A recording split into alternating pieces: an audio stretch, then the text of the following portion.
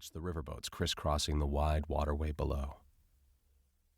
Like Nagasaki, Fukuoka, Nagoya, and Edo, Osaka made for an impressive port city.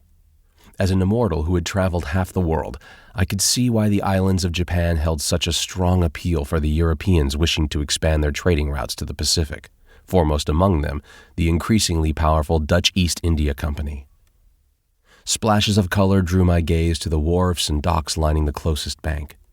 Dyed banners and painted lanterns dotted the walls and terraces of the houses and shops crowding the water's edge. I had been told of the upcoming Tenjin Matsuri by the Kyoto merchant who gave me directions to Osaka.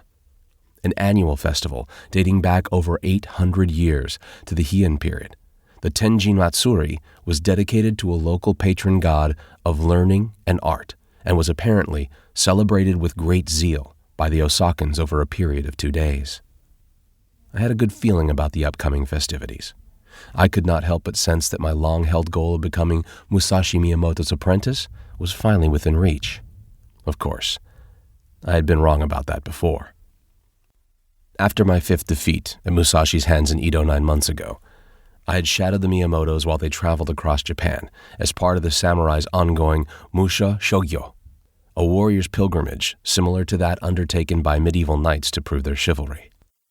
I challenged the man to a duel 4 more times and lost every single one of those matches. "This is becoming a tedious routine, Sor-san," said Musashi the last time we fought. The man thrust his sword into the scabbard in his belt and folded his arms across his chest. "Why do you still choose to pursue this hopeless dream? Most people would have given up after their first defeat."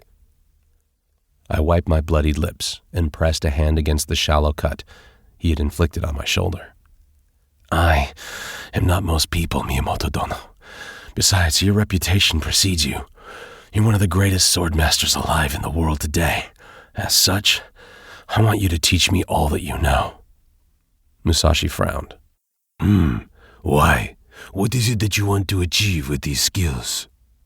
I hesitated. "I want to learn how to survive the battles that will come my way." Musashi had watched me warily then. For the first time since I met him, I felt he had glimpsed my unearthly nature.